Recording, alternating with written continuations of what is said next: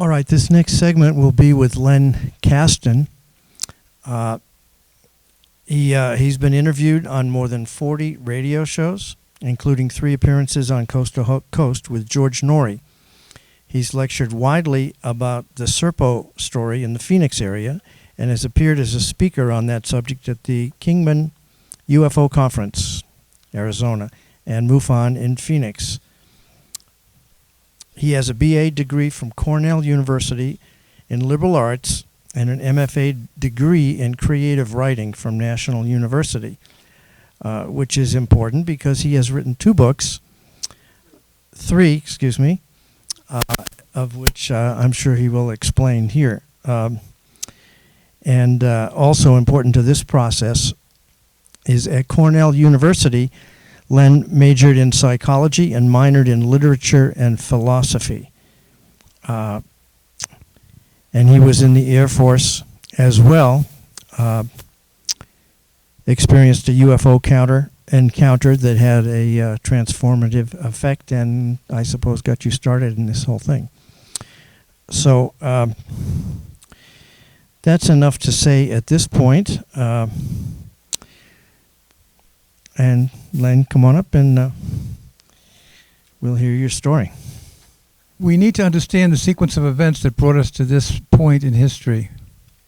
And so that this is going to be a brief recap of the events of the early 50s, of the post-war era, and our connection with extraterrestrials for that period of time to bring out the events, the important events of that period, because they bear on what's happening today. And so that was the reason for starting this whole thing and reviewing it. Now this book, this was my first book, and I'm going to be reviewing a lot of material from this book, but there's a lot of subject matter in here, and I can't possibly go over all the different subjects, but the important points are the ones I'm going to make. The book was actually put together and published in 2010 because I had already written 60 articles, magazine articles, for Atlantis Rising magazine. And the publisher and I agreed that this could make, the articles when put together could make a book. So we put together 21 of those articles and that became this book. Because they all seem to follow in sequence. It was a logical narrative from one to the next. And so it made sense as a book. What we have to talk about is the fact that the early contacts with ETs were called, the contactees, they were called contactees. And they were being contacted because apparently this particular group of ETs felt it important to let them know of their existence and to hopefully make people understand that they were there and that we had friends in the cosmos, in the universe, in the solar system, and that's why they did it. Some of the contacts were kind of bumbling things, and people were surprised, but they went along with it. And there were a few that were very important. A few of those contacts were very important. The first thing that has to be understood is that the Germans had developed anti-gravity aircraft in the 40s. And Hitler had that technology. But unfortunately, the craft were not able to engage in dogfights with regular airplanes like that we had. We didn't even have jet planes yet at that point. So it was the ET technology was given to Hitler by a race from Draco, the Draco star system. We know them as the Reptilians. You've all heard that. I'm sure. They were behind Hitler. The goal was to create a fascist society on the whole planet, and they gave him everything he needed. They gave him the ET technology. They gave him all of the what he thought was the technology that was necessary, and they gave him an incredible array of technology in terms of battlefield technology, because the ETs were really connected with the Krupp family. How many of you have heard of the Krupp family?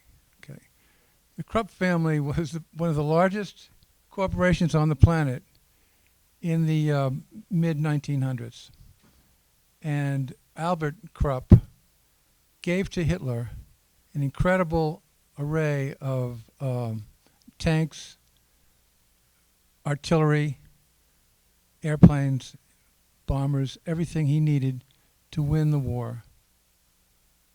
And he himself was, Albert Krupp himself, was really a devoted Nazi. In fact, he had a huge factory in central Germany, and some of the people that worked there at the factory remember that as the war was being lost, he got desperate and started taking the employees and making them slaves and bringing in other slaves and asking Hitler to bring in slaves, because if he wanted bombers and he wanted tanks, we needed people. And then the people that worked there could actually hear them being tortured in another part of the building. He was a real sadist, Albert.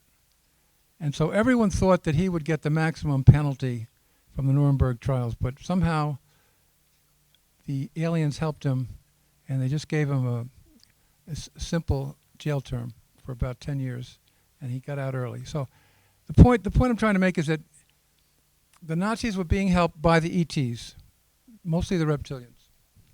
And as we began to start bombing Germany and destroying everything, before he could get his flying saucers working, Albert Bormann, who was his lieutenant, helped him set up his own house in Argentina because they knew they were going to lose. They knew they were going to lose at the Battle of Stalingrad. After Stalingrad, it was clear. The handwriting was on the wall. So Hitler was taken to Argentina by submarine. Albert Bormann, Martin Bormann, was in charge of all of the arrangements. He got Hitler, his wife, and his dog, and his 2 children out of Berlin in a plane on the runway in Berlin. Got them to Canary Islands. They got on the submarine, and they were taken to the east coast of Argentina. So Hitler could have gone to Antarctica as well, because that's where all of the technology was being developed. Anyway, the point I'm trying to make here is that the plan to take over was not successful during the actual war itself, but the man in charge of the technology was a SS officer named Hans Kammler. And Kammler was developing the anti-gravity technology in Czechoslovakia. And they had reached the point now where they really had working discs, but they couldn't mount weapons on them. They could mount weapons on them, but it interfered with the rotation. So they couldn't put them into the fight. And meanwhile, we were bombing the hell out of Germany with B-17s. And by the time they did get anywhere near completion, the war was over. But Kammler had already moved to Antarctica and continued with the development of the anti-gravity discs. They had 2 huge caverns in Antarctica. And since Kammler knew exactly what to do, they continued building the anti-gravity discs under the ice in Antarctica. And by 1946, they had them complete. They had complete weaponry. But by that time, of course, Germany was in ashes. Hitler was in Argentina. The fight had now changed between the U.S. and Antarctica, not U.S. and Germany any longer. Well, we found out about his underground, his under ice weaponry from the British. The British had explored a tunnel at exactly where they knew that Hitler's, that Germany's manufacturing facility was located. And they went all the way down the tunnel. They even tried to bomb the tunnel and bomb the opening. They didn't succeed. But they gave all that information to us. And they gave it to the head of the Navy, who was Admiral, who was the head of the Navy in the 40s? No, in the 40s. Oh, Byrd? Byrd went down there for operation. No, the guy that won, who was in charge during the war. I can't think of his name. U.S. Yeah, U.S. Who was it? Of the Navy. Who was chief of the Navy? Was it Nimitz? No. Yeah, Japan surrendered. Cruzen was one of the admirals that had helped win the war, and of course he had Admiral Byrd. But Admiral Byrd and Cruzen were given the job of sailing down to Antarctica and destroying the base. They put together a fleet of 13 ships, including an aircraft carrier that had planes that could fly, be catapulted off the back of the ship. They had the aircraft carrier Pine Sea. They had, it was actually an international attack force. They had 4,700 Marines. They had a submarine.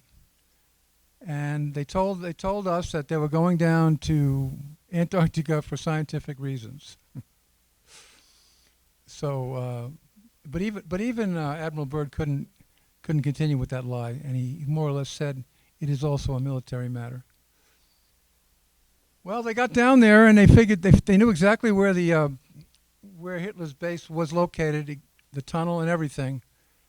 But all of a sudden, 4 of those things came out of the water and attacked the fleet. They sank one destroyer. 68 Americans died, Marines, and some of the other ships were crippled. And the whole engagement was over in 20 minutes. Okay? And then Byrd of course realized now then what he was up against. And they turned tail and went right back to the US. On the way back, Byrd was interviewed by a reporter in Chile, and he told the reporter what he had seen and the fact that the Germans had aircraft that could fly from pole to pole very quickly. So at that point, the U.S. was faced with a decision what to do about that. And they knew they could no longer destroy Hitler's air force.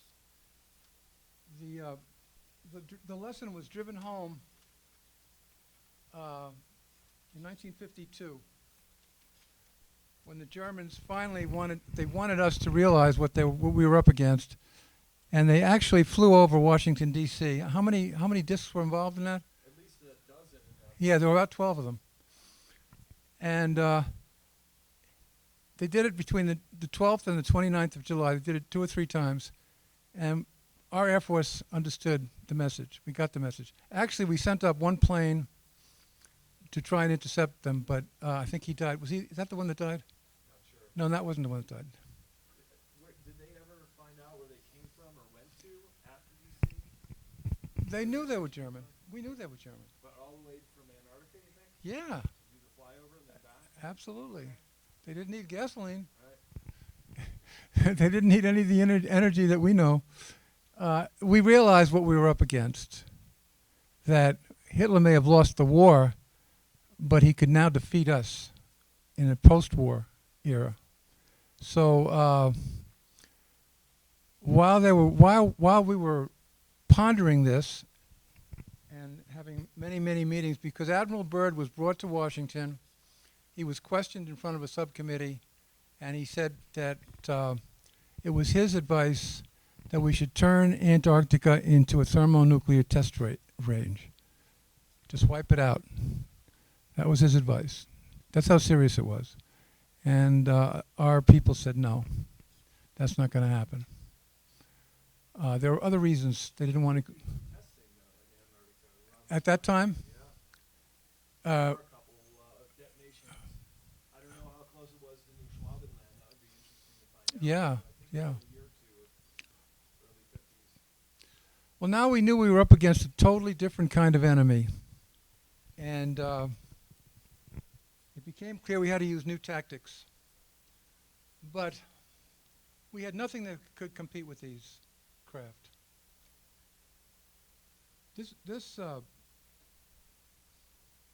While this was being debated at the Pentagon, I think the Pentagon was in place at that point. It had just been built.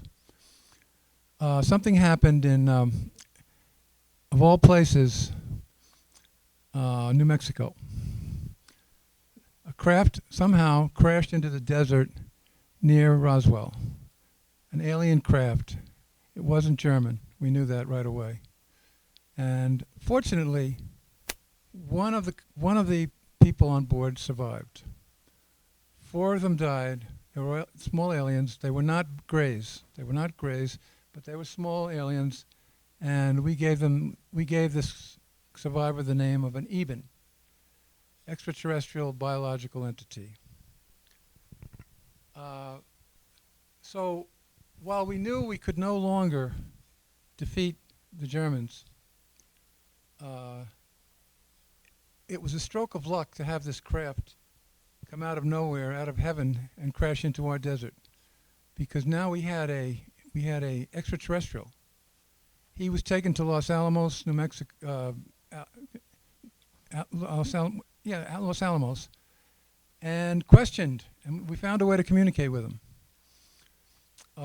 He was very friendly and very cooperative. His language was impossible to understand, but we eventually found his device that he used to communicate with his home planet on the crash disk at Roswell.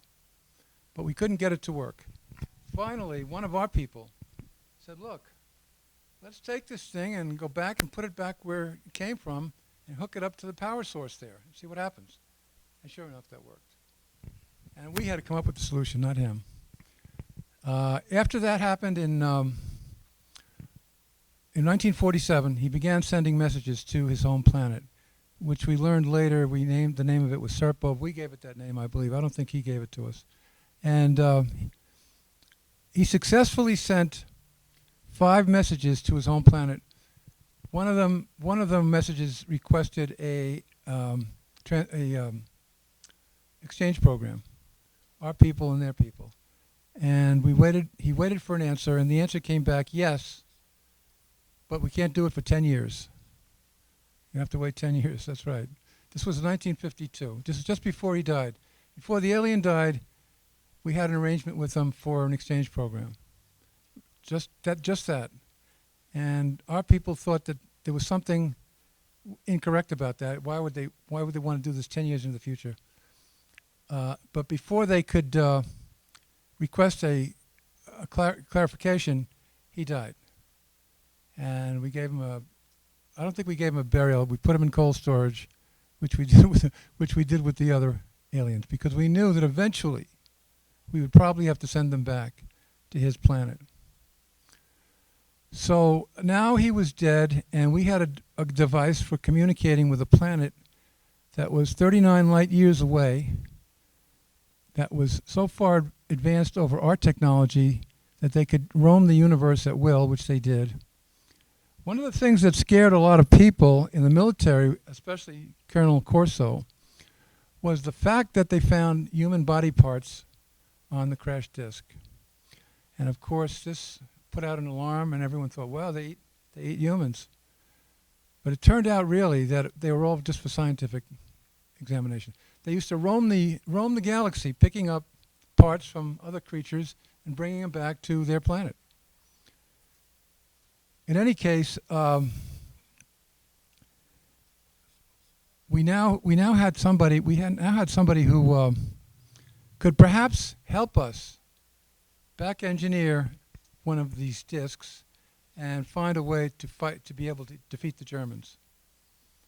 So one of our people realized that if they sent a little craft here to this planet from 39 light years away, it just didn't compute. It was too small, didn't have enough power. It couldn't have been interstellar. And so now that we were able to communicate with them with a communication device, we asked them, do they have a mothership in orbit around our planet? And the answer came back, we do. So they said, well, send us another craft that we can back engineer. They agreed. They agreed, and they sent us one immediately, almost immediately. That craft didn't crash, it landed. It landed outside Kingman, Arizona. They tried to put it on a tank trailer, but even though it was light enough for that, if it tipped at all, it would catapult. So they put it on a barge and barged it across the Colorado River, and it got to Area 51. Now we had something that maybe would give us par with the Germans. It was a whole new ball game, and it was a stroke of luck, really. They went to work on it in 1953 because the new craft arrived in February '53, and we had a Marine pilot named Bill Uhouse that was in charge of building a simulator that would be for that specific craft. And he said that's the one we were using was the one that came down in Kingman. He said that in plain English on an interview. He talked about how difficult it was to fly this thing because there was no way to know whether you were right side up or upside down. He said eventually it didn't matter. Our people figured it out. They were able to make it go. By 1958, we had a working UFO in Area 51. Now we were not so afraid of the Germans anymore because we could reproduce them in Area 51. So this led to going back to them again about the exchange program. And they stuck with their original request that it be in 10 years. We were able to start communicating with them because they understood English, but we couldn't understand their language. Their language was impossible. I don't have the slide that shows it right now, but I'll have to show you another time. And they didn't speak the way we speak. They spoke in high-pitched tones that sounded like singing. And so communication was a problem, but eventually they sent this other disc with 4 occupants, and they were not happy about it. They didn't even want to talk to us when they landed. We made it look like that it had crashed, and that we had one person in a tent, all lit up, and we brought 15 people to walk by the tent so they would think that it had 1 occupant and he was dead. The Air Force put on this show. Okay, we really had 4 of them, and they were put on a bus and sent to Los Alamos, just like the original. They were the same race as the one that we had originally taken. So now we had. And we had some top scientists working with them this time. Bill Uhouse, of course, was one of them. I don't think I want to do this one yet. Okay, let's just leave that on the screen for a minute. In that period, the 50s, we had not yet committed to working with the Germans, which we did later. So our friends in the galaxy started sending messengers to us. One of the first ones they talked to was George Adamski. How many of you know about Adamski? Adamski was an unusual guy. He had an experience in the desert, not too far from where we did contact in the desert, right there at Eagle Mountain, between California and Phoenix. He knew that they were going to contact him telepathically. He got the message. And so he drove down that road in the desert waiting for them, and sure enough, they showed up. And he saw the craft hovering over a couple of mountains, and then he saw a man standing in front of them in an orange jumpsuit. At first he thought it was somebody just wandered into the picture there. But the guy beckoned to him. Come on over. And that guy and he had a long conversation. And it was all telepathic. And the reason that Adamski was able to be telepathic at that time was because he had been practicing it and studying it and teaching people how to do it at his little place in California on the mountain, where the great what's the great telescope at the mountain? I can't even think of it anymore. What was it? Palomar. He had a luncheonette right on the way to Palomar, and so we used to get interesting people coming and going in the luncheonette. Anyway, Adamski he wanted nothing more than to contact them, and they did speak with him, and that was his contact. It turned out he was an extraterrestrial who claimed to be from Venus, and he said that his name was Orthon.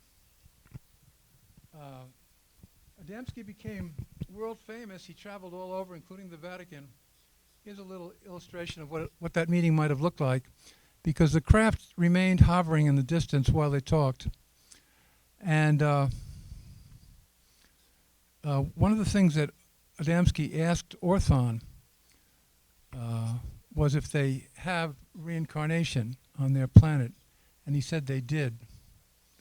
And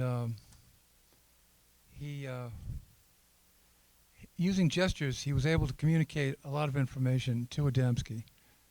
Adamski, after that meeting, of course, never forgot about it, and he wrote 2 books. As I said, was eventually invited to the Vatican, of all places, to speak with the Pope. Yeah. A lot of people said he was a fraud, of course, but we know he wasn't. There he is with Orthon. He painted this picture to show us what Orthon looked like. So Adamski was really the first of the pioneers in terms of being a contactee, and I put a whole chapter in this book on that meeting in the desert with Adamski. But there are others too. Now this picture right here, I want to give you a little background on this. First of all, it looks exactly like the German UFOs. So something there, and the one that he saw, something there would create the impression that perhaps this craft had really come from Antarctica.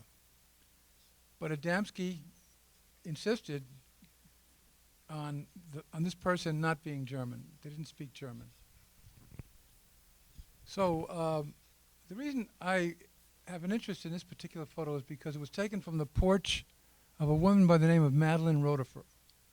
Rotifer became Adamski's most famous contact. Anytime he came to the U.S., he would stay at her house. I happened to go to a party there in had to be early 70s. And I asked her about whether she knew Adamski. She went over to a drawer and took out a photograph showing me the photo that he had taken from her porch. That was it. But it was really a video. I have the video too, but I don't have the ability to play it right now. So here's another picture of it. This is the video, but I can't play it right now. So now we had UFOs of our own, and we started a space program.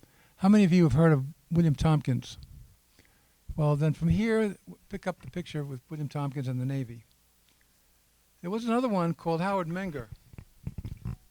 He was living in New Jersey with his wife, and one landed in his backyard, and this beautiful woman emerged and beckoned for him to come over and talk. And he did.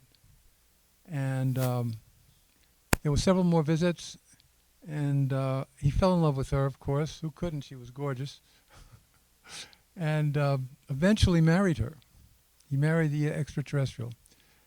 And he eventually moved to Florida with her and continued lecturing about his meeting with them. I'm at the halfway point, did you say? Okay, let's keep going. Then we had Dr. Frank Stranges, who talked about the guy that came to the Pentagon. Now, in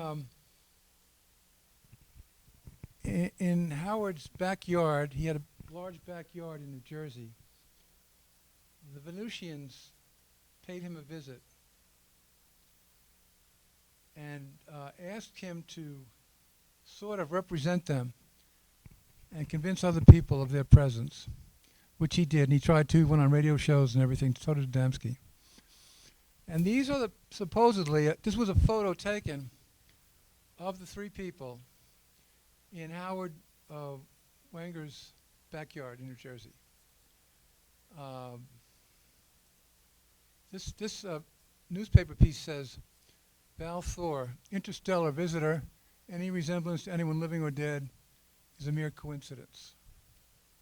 That was the way they presented it. But they were taken to Washington, and they had conversations with the president.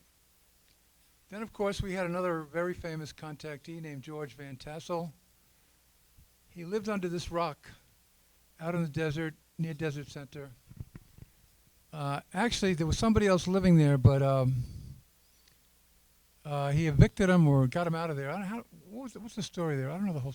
Yeah, he was like a Nazi, this guy, but he got him out of there, and this became a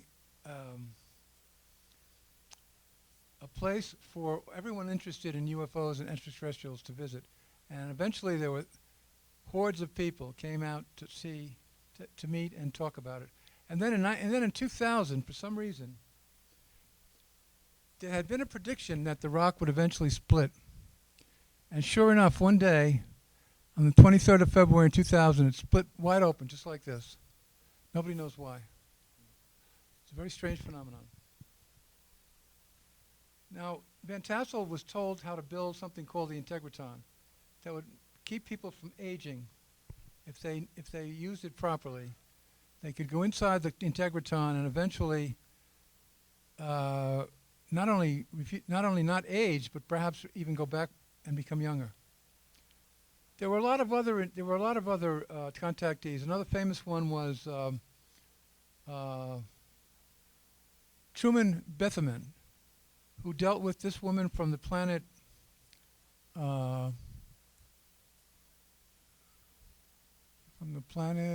Clarion. She said she was Clarion, and she said that she was the commander of the ship. And he would go out there at night, talk to her, and write about it later. And she, of course, said the same thing as all the others. We're here to help you. We're here to help you advance. We're here to help you learn about who your relatives are in the solar system. And when she talked about, when they discussed our relatives, it's a fact that the human race is all over the galaxy. We have friends all over the galaxy, but we're being kept here on a prison planet, really. We'll talk about that later. But these people came to help us understand who we are, why we're here, how they can help us. And it was a brief interlude before the hammer came down again. And that hammer came down in the form of a meeting between President Eisenhower and the extraterrestrials. Now, these particular extraterrestrials were not the kind that had been visiting us before. They were really representatives of the reptilian race. And they gave Ike a very tempting proposition of tremendous technology if we would let them abduct a few people and examine them. And then they would give us their names and tell us what they had done. And Ike said, well, this was 1954. We were in the Cold War already. And the promise of, Ike already knew about the one UFO that we had already perfected. And now we were possibly going to get incredible technology that would be so far above what the Germans had that Eisenhower, of course, was totally anti-German, anti-Nazi. He wrote a book called Crusade in Europe to put that in the context of a crusade because he understood it to be a crusade. So Eisenhower signed the deal. He signed the deal. He agreed to it. This is a newspaper article. It says, Press Secretary James Haggerty, headlines above indicate what was going on during the 4 days that the press were in Thomasville, California. Ike said that he had to go for a dental appointment at Edwards Air Force Base. That was his excuse, but people didn't buy it. He was on a golfing holiday in California at the time. So now we had to deal with the extraterrestrials. And one of the witnesses to that event was a man named Gerald Light. I just want to read to you what he said in a letter to his friend. He said, "My dear friends, I have just returned from Muroc, Edwards Air Force Base. The report is true, devastatingly true. I made the journey in company with Franklin Allen of the Hearst Papers and Edward Norse of Brookings Institute, Truman's erstwhile financial advisor." This was during when Truman was president. "When we were allowed to enter the restricted section after about 6 hours in which we were checked on every possible item, event, incident, aspect of our personal and public lives, I had the distinct feeling that the world had come to an end with fantastic realism. For I have never seen so many human beings in a state of complete collapse and confusion as they realized that their own world had indeed ended with such finality as to beg a description." By the way, this letter survived. That's the reason we have it here.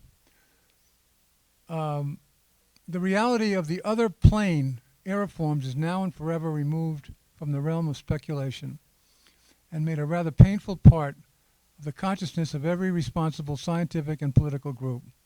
During my 2 days visit, I saw 5 separate and distinct types of aircraft being studied and handled by our Air Force officials with the assistance and permission of the Etherians. He called them Etherians. I have no words to express my reactions. It has finally happened. It is now a matter of history. President Eisenhower, as you may already know, was spirited over to Muroc one night during his visit to Palm Springs recently, and it is my conviction that he will ignore the terrific conflict between the various authorities and go directly to the people via radio and television. Of course, that never happened. But Eisenhower was prepared to do it. Here's another picture of an artist's conception of Eisenhower's plane Air Force One meeting with the alien craft at Holloman Air Force Base in February 1955. The first visit was actually in 54. The airplane, of course, is the Columbine 3 located by the author. The Columbine 3 was Eisenhower's plane. And this poor guy was doing something on his pole when this thing came, and he got down to the ground in record time. That's what it says. Okay, so now, here we now are in 55, and we have a deal with an alien race that Eisenhower evidently thinks are okay. Well, they weren't okay. This was the race that had helped Hitler, and they did not believe in committing and telling the truth. Hitler never, ever told the truth, and neither did the aliens. So when they said they were going to start abducting people and just studying them and everything, that became a totally different ballgame. They started abducting thousands of people, not only in America, but all over the world, and putting them through abduction scenarios that we all know about now. Well, that was the turning point. Our friends had tried to help us. It's not that we rejected them, but they had an agreement now. We had an agreement now, and we couldn't go back on it. And so the reptilians have been abducting us for now, since 1955. That was when we gave them permission, 55. Since that time, that was how many years now? 45, 55, 65 years. They've abducted millions of people. We hear the stories all around here. We know all about it. They were not doing it for our health and our assistance at all. And they lied to all of our people completely. They didn't give up. They didn't give names or anything. But the thing that's so interesting about this is that they started creating a hybrid race of their DNA and our DNA. And they were abducting the people so that they could use the DNA and gradually create a hybrid race, not only in America, but all over the world. Now, why would they want a hybrid race? What would be the point of that? Anybody? What would be the point? What? Well, but if they were part human, why would they replace us? But that was the point exactly. The alien bodies could not accommodate a human soul. Every hybrid alien was an alien. They were not humans. They looked human, and as David Icke has shown us, they could shapeshift too, but they were not human. And so now we have a situation where they're almost outnumbering humans on the planet, and they're getting ready for the next step, which of course will be AI, because they know how to do AI.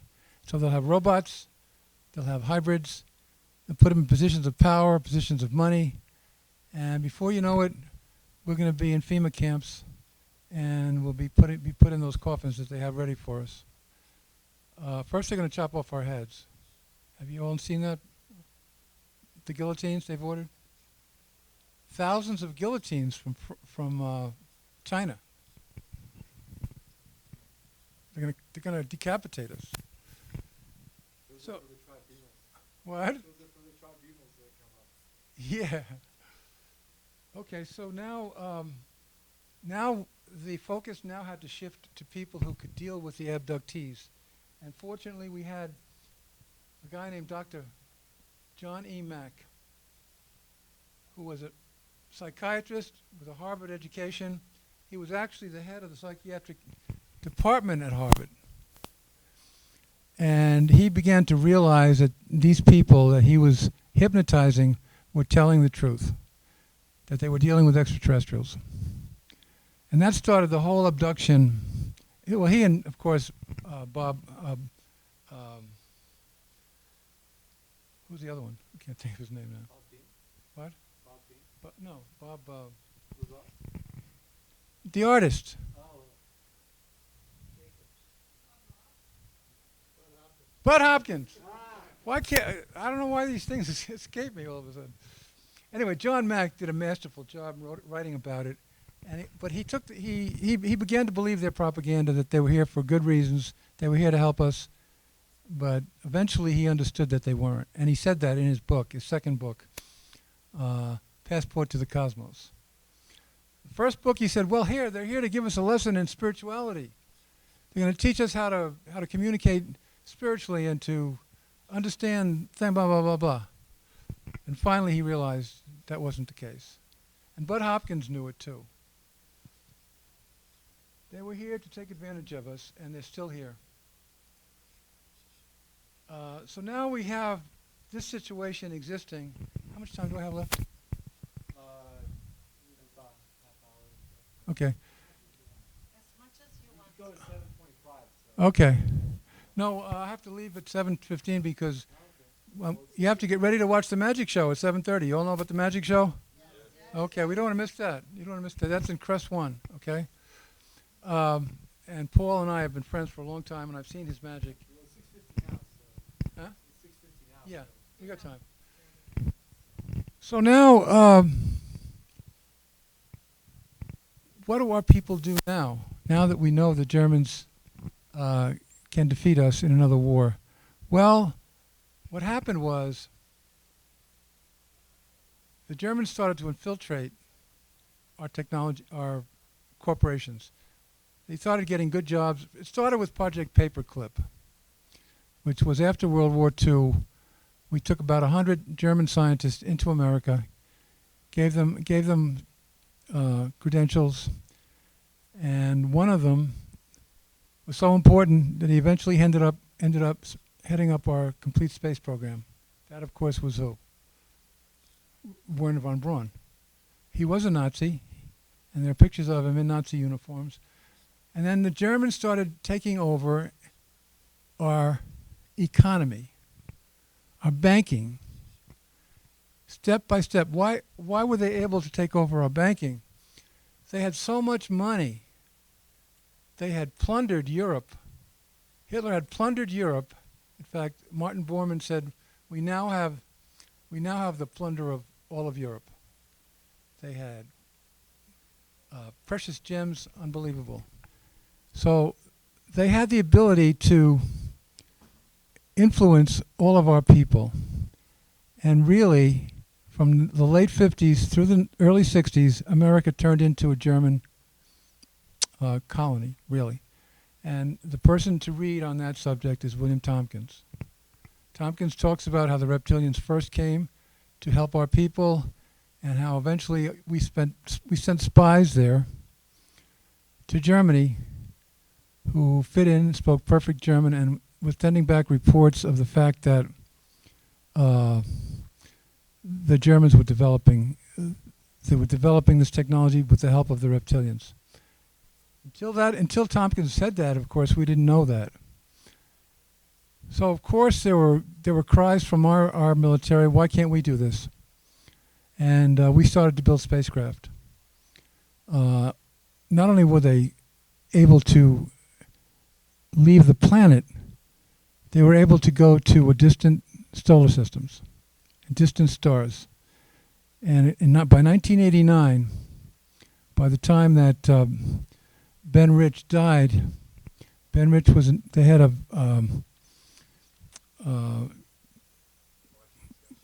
that's right, not Martin. What was it? Lockheed Martin, yeah. Lockheed Martin, yeah.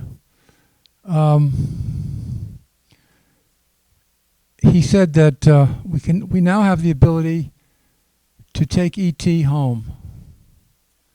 He said we have things flying in the desert now that would make George Lucas drool. You know who George Lucas was, Star Wars.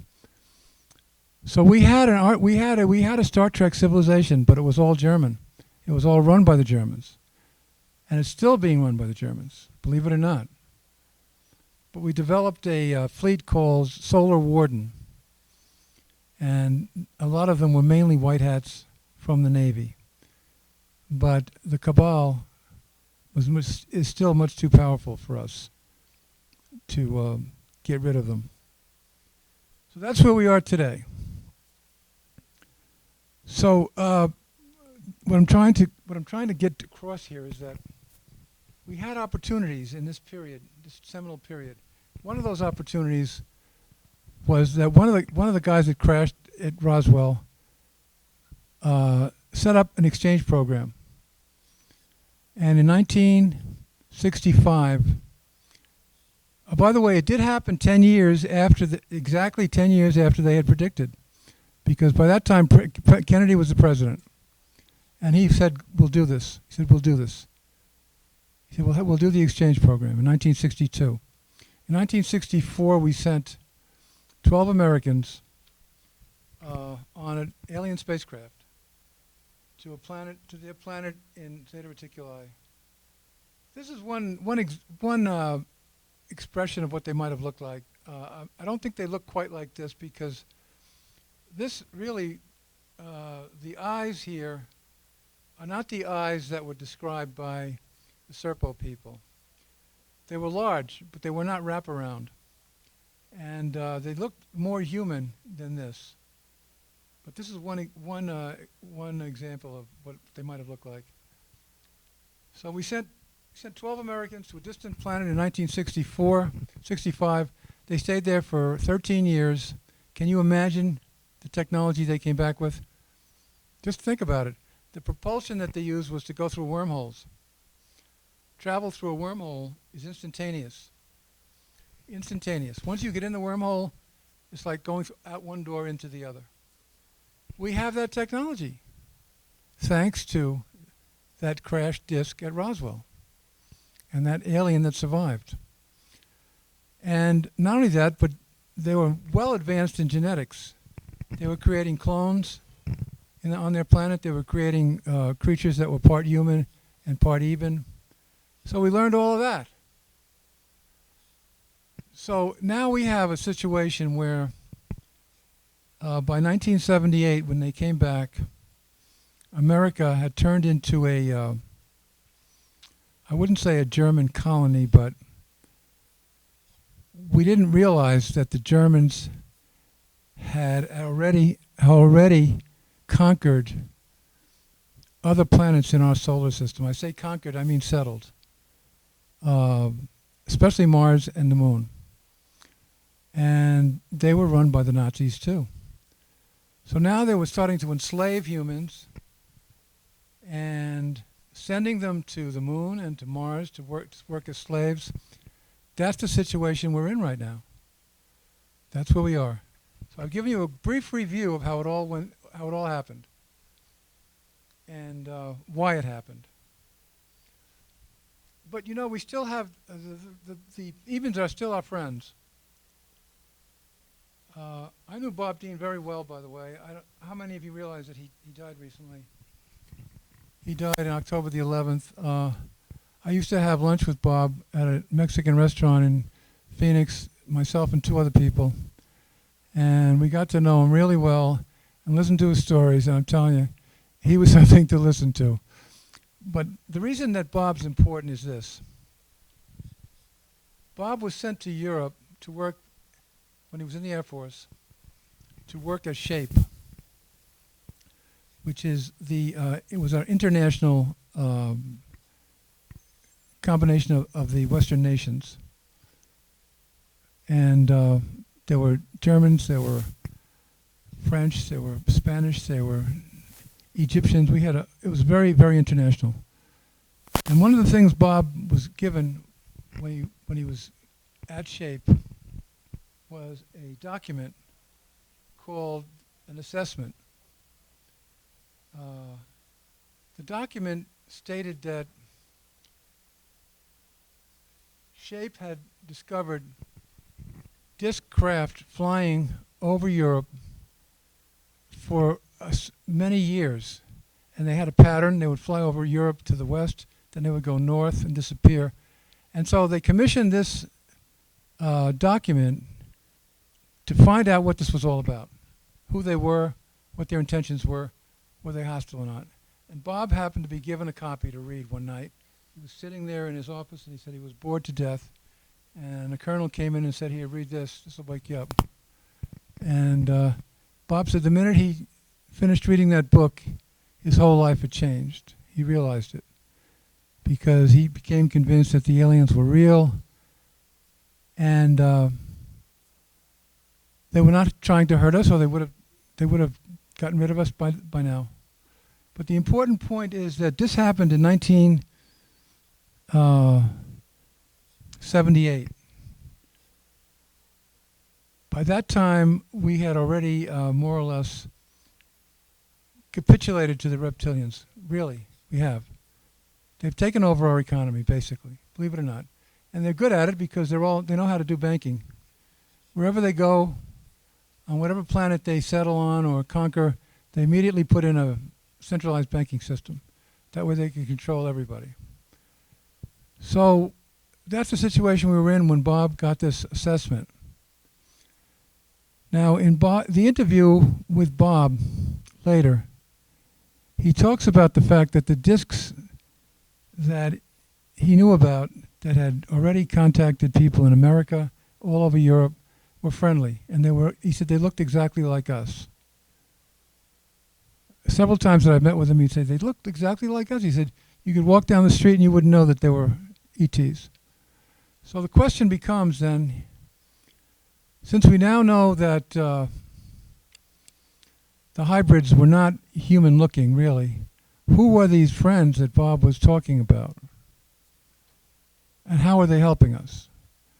And the piece I wanted to play for you, I can't because I don't have the ability to play it right now. But Bob is saying that he mentioned 2 stories, one in Denmark where a disc landed in the backyard of a couple, and the man put down his knife and fork and ran out to see what was going on, and they invited him on, and he said they looked perfectly human. And he said they were more or less said, come for a ride. They took him up in the craft. His wife flipped out. She called the police, she called everybody. They had military people in his backyard, they had everybody you could think of. When all of a sudden, it appeared in the sky again. Landed in the backyard, opened up, guy came bouncing out of it, yelling about how wonderful it was and what a trip he had had. And so Bob used that as one example. He said this was happening all over Europe. So they hadn't given up on us yet. They knew about the reptilians, but they haven't given up on us yet. They're still trying to help us. And they are human. They're human beings just like us. So my question is this. Bob left a lot of interviews behind. I think that we should really watch all of them on the YouTube, if you can, to get a good feel for his approach and his conclusions. So there is hope for us, and they're not going to let us down. But we have to learn how to deal with a technology that is thousands of years ahead of us. The reptilians were navigating all over the solar system for thousands of years before we met up with them. And so that's what we have to deal with. Not only that, but they live in another dimension. They basically inhabit the fourth dimension. So how do you deal with that? So I don't know what the end of the story is going to be, folks. But I know that right now, we're not in a good position. And they could wipe out the human race. And they plan on doing that and replacing us all with hybrids.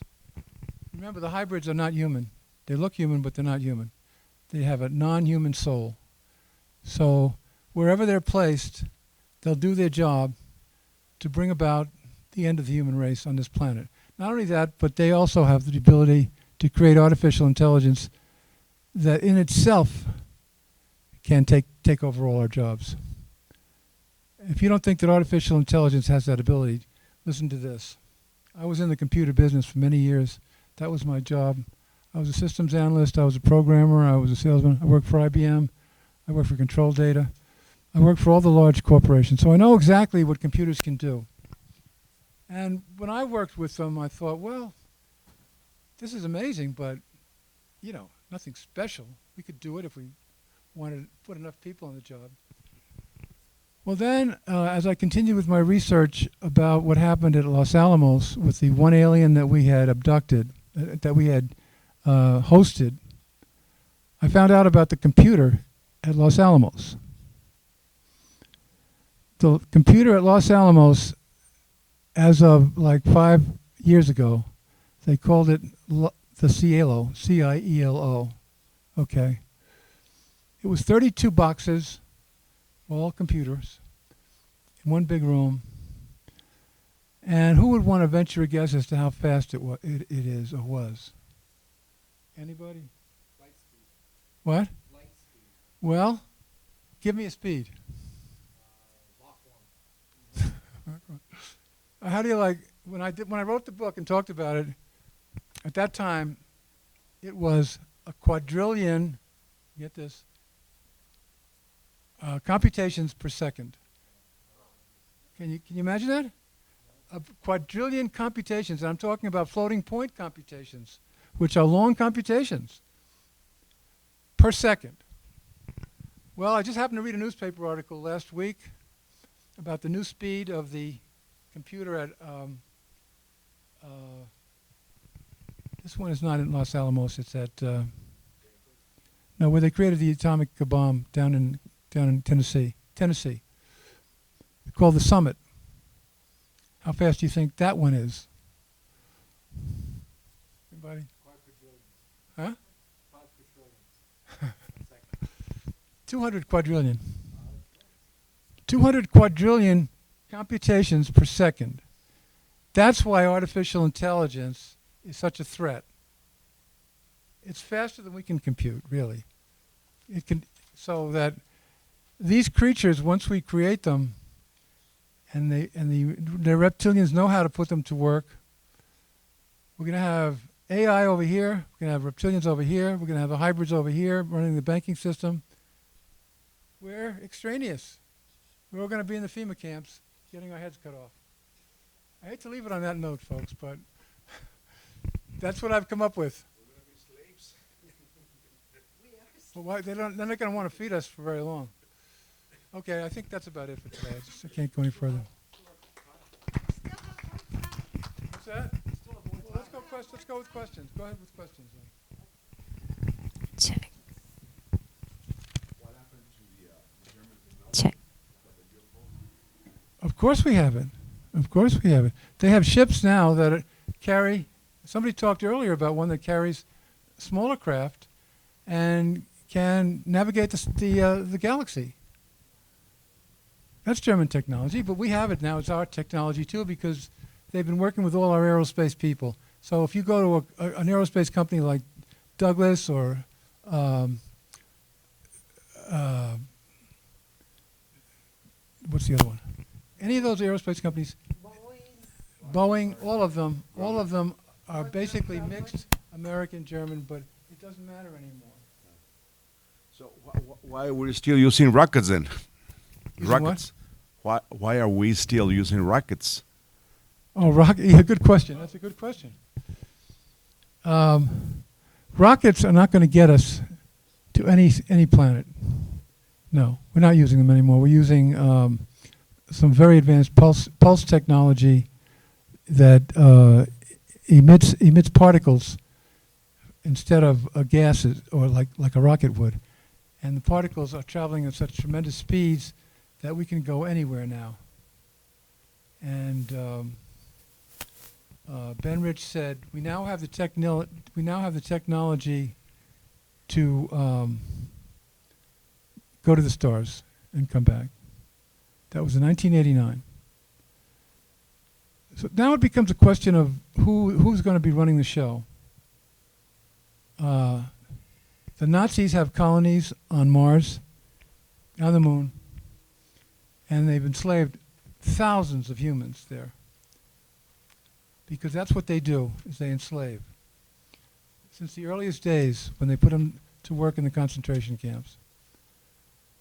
That's the current situation, and if you don't believe me, go online, go to YouTube, and watch videos, any video by Corey Goode and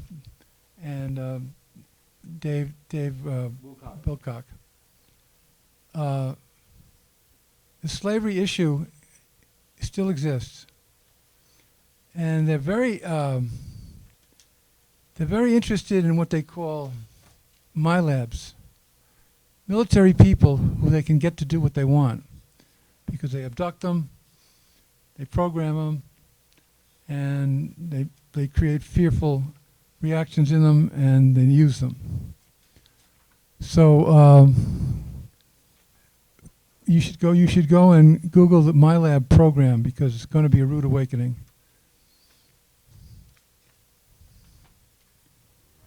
Questions?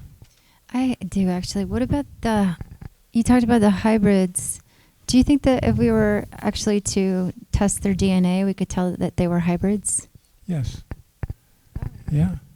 They go up to 48% reptilian blood.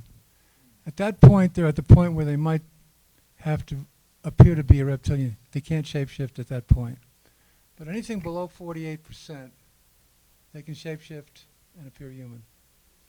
What they're really doing, they have such tremendous mental capability. They're convincing you that they're human.